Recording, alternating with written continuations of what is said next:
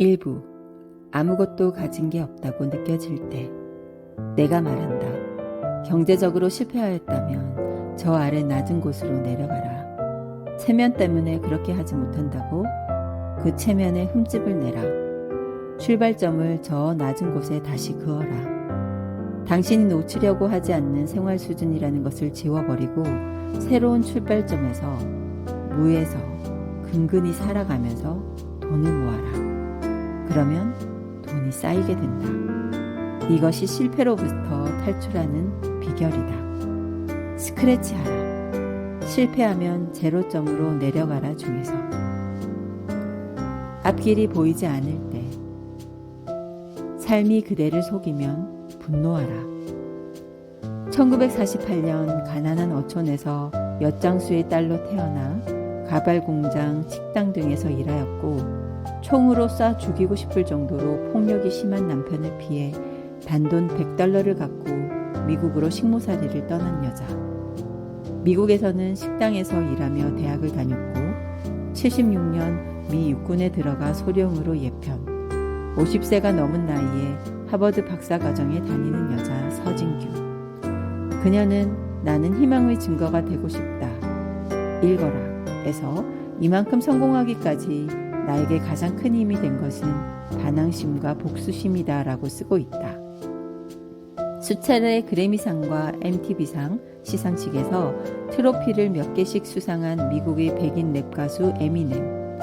그 역시 쓰레기 더미나 다름없는 환경에서 살았다. 생후 5개월 만에 아버지는 도망갔고 마약 중독자인 어머니는 완전 떠돌이었다. 에미넴의 삶을 그린 영화 8마일을 보면 그의 어머니가 아들의 동창생과 동거를 하면서 그 동창생이 오럴 섹스를 안 해준다고 아들에게 호소하는 골 때리는 장면도 나오고 자기 애인이 친구와 섹스를 하는 것을 목격하는 장면도 나온다. 당연히 그의 노래에는 어머니나 애인에게 쌍욕을 퍼붓는 내용이 나오며 대부분의 가사는 아주 반항적이고 폭력적이고 외설적이며 욕으로 도배되어 있어 2000년 미국에서 공공의 적으로 꼽힐 정도였다. 50이 가까운 나이인 내가 에미넴의 CD를 싱글 포함 6장이나 갖고 있으며 아주 즐겨 듣는다는 것을 알면 아마 쇼크 먹는 사람들이 있을 것 같다. 2022년 70을 바라보는 지금도 여전히 운전할 때 자주 듣는다. 미국의 어느 학교에서 총기 사건이 일어나고 범인이 에미넴의 앨범을 즐겨 듣곤 했음을 기자들이 지적하자 그는 이렇게 말한다. 심히 유감이다. 하지만 당신은 너무나도 미운 사람이나 짜증나는 사회를 없애버리고 싶은 충동을 느낀 적이 없는가? 나는 학창시절 나를 괴롭히던 녀석들을 죽이고만 싶었다. 집에 돌아와 자기 방의 모든 것을 닥치는 대로 부수는 심정을 이해하는가? 나는 이해한다. 나는 주먹으로 피가 나오도록 방바닥을 치고 거울을 깨부순 적도 있었다. 내가 어린 시절 이발소에는 대부분 푸시킨의 시가 걸려 있었다. 삶이 그대를 속일지라도 슬퍼하거나 노하지 말라. 우울한 날들을 견디면 믿으라.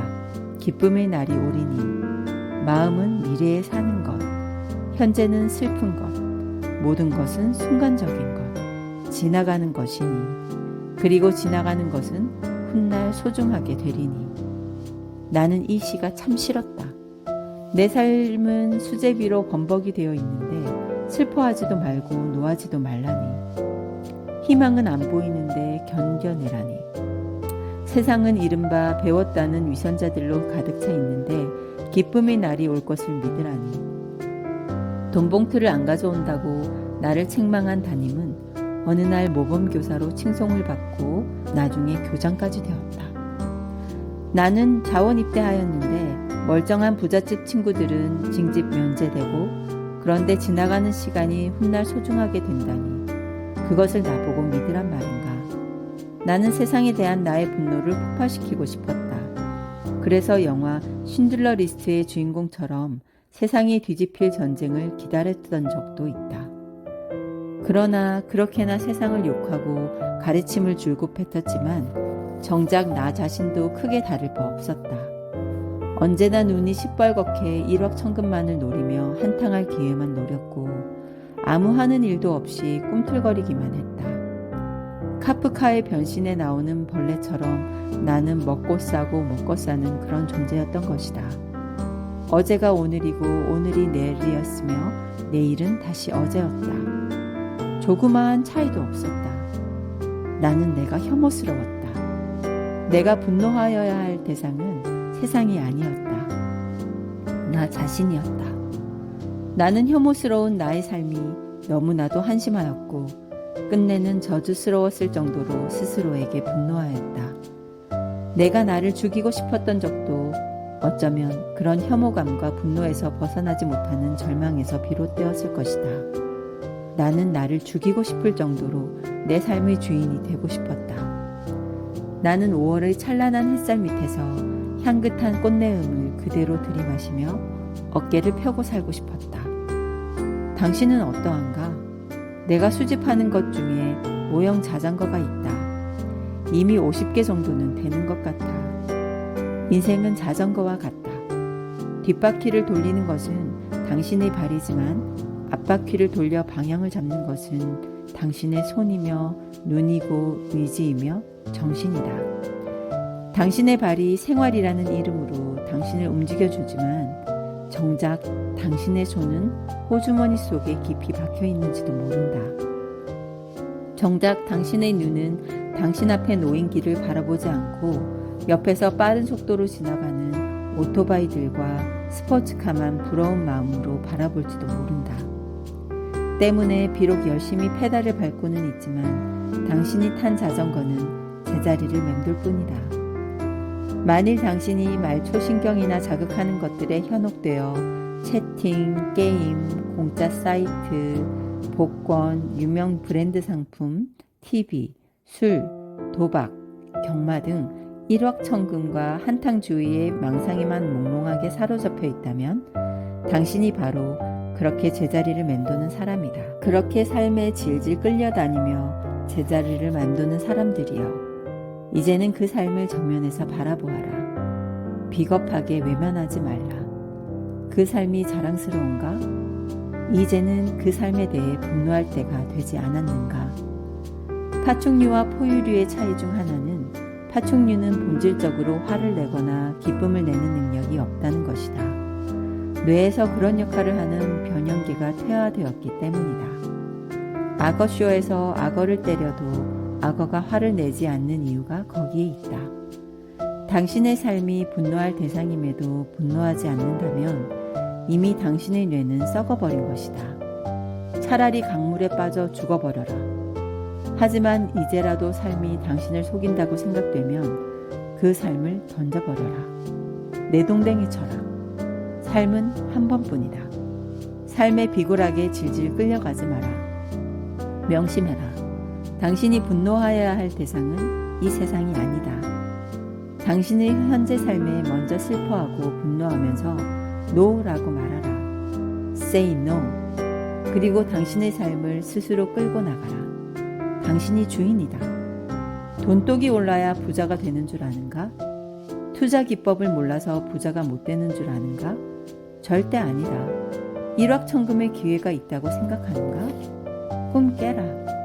쇠고랑을 찰 기회만 있을 뿐이다. 인터넷에서 광고만 보아도 돈을 벌 수 있다고 믿는 자들이여. 메일만 보내면 수억 원을 벌 수 있다고 떠드는 자들이여. 편안하게 빨리 돈 벌고 싶어서 애를 태우는 자들이여. 평생 가난의 괴로운 숯불이 이마 위에 올려지는 저주를 받을 것이다. 나는 그대들이 한시라도 빨리 그 허황된 몽상에서 깨어나기를 바란다. 피와 땀과 눈물과 시간 없이 무엇을 얻겠다는 것인가?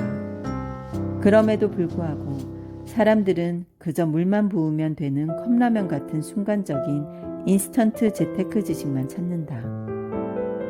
자기가 부자가 되지 못하는 이유가 어떤 투자 기법을 모르기 때문인 것으로 생각하거나 이제에 밟지 못하기 때문으로 치부해버린다. 웃기는 소리 하지 말라. 당신 생각대로라면 이른바 재테크 전문가라는 사람들이 모두 부자이어야 하는데 그들의 평균 재산은 다른 직장인들과 크게 다르지 않다. 물론 나에게서 실전 투자 기법을 배우면 돈을 더 벌 수도 있을 것이다. 그러다 나는 당신이 스스로의 삶에 대한 태도부터 바로 세우지 않는 한 절대 부자가 될 수 없다고 하면서 당신을 한심한 사람으로 매도하고 독설을 퍼붓는 사람이다. 자기 삶의 노예가 되어 자기 생활과 시간을 통제하지 못하는 사람이 어떻게 돈의 주인이 될 수 있단 말인가. 현재의 삶이 절망스럽고 괴롭고 암흑에 쌓여 있는 것 같이 보이는가? 그렇다면 이제 분노하라. 분노를 느끼는 사람만이 닫힌 문을 세게 쾅쾅쾅 두드릴 수 있다. 용수철처럼 그 자리를 박차고 나와 당신의 삶을 이 거친 세상에서 우뚝 홀로 세울 수 있도록 시간을 소중히 여기고 피 튀기듯 노력하라. 그리고 이제는 자전거 손잡이를 제대로 잡고 정면을 바라보고 페달을 밟아라. 그렇게 하기 시작할 때 당신은 당신 삶의 주인이 되는 것이며 그때 비로소 돈이 당신의 노예가 되어 당신을 섬기게 되는 것이다. 인생 역전은 당신 스스로 현재의 삶에 분노하여 그 삶을 뒤집어 버릴 때 이루어지는 것이지 수백억짜리 복권에 이번에는 내가 당첨될지도 모른다는 달콤한 상상으로 이루어지는 것이 아니란 말이다. 그러므로 이제 송순태 시인의 시 지우개를 인용하여 말한다면 굳은 것이라고 다 불변의 것은 아니며 출렁인다고 해서 다 부질없는 것도 아님을 깨닫고 굳은 땅에서 패이고 갈라진 것들과 슬픔으로 허물어진 상처들로 가득 찬 잘못 살아온 세월을 지우고 다시 출발하고 싶은 세월을 시작하여라. 종종 자기 혐오에 빠져 죽고 싶다고 말하는 독자 메일을 받는다. 고통 없이 죽는 방법을 물어보는 독자들도 있다. 이런 독자들에게는 언제나 이렇게 답장하곤 하였다.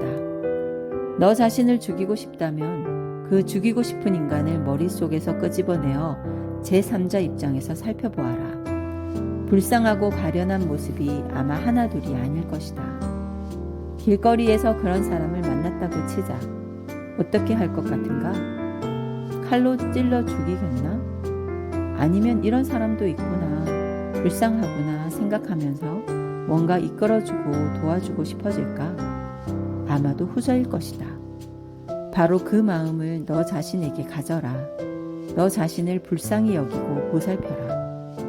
난 내가 혐오하는 누군가를 죽이고 싶었어요. 그래서 수면제를 먹였죠. 하지만 내 안에 내가 사랑할 수도 있는 다른 베로니카가 존재한다는 걸 모르고 있었어요. 파울로 코엘료의 베로니카 죽기로 결심하다에서 정신병원에 갇힌 베로니카가 간호사에게 하는 말이다. 나는 믿는다. 누구에게나 그 내면에는 그 육체의 주인이 사랑할 수도 있는 그 자신이 존재하고 있다고 말이다. 당신 자신을 당신이 사랑할 수 있는 사람으로 조금씩 바꿔나가라. 삶이 절망스럽지도 않고 괴롭지도 않으며 암흑에 쌓여있는 것도 아닌 상황 속에 있는 사람들이 분명 있다. 부잣집에서 태어나 고생이 뭔지도 모르는 채 이미 물려받은 것이 많거나 억대 이상의 연봉을 받고 있거나 장사나 사업으로 자산을 마련하는 데 성공한 사람들 말이다. 이들은 삶에 분노할 거리가 없을 가능성이 큰데 내 글이 얼마나 도움이 될지 모르겠다.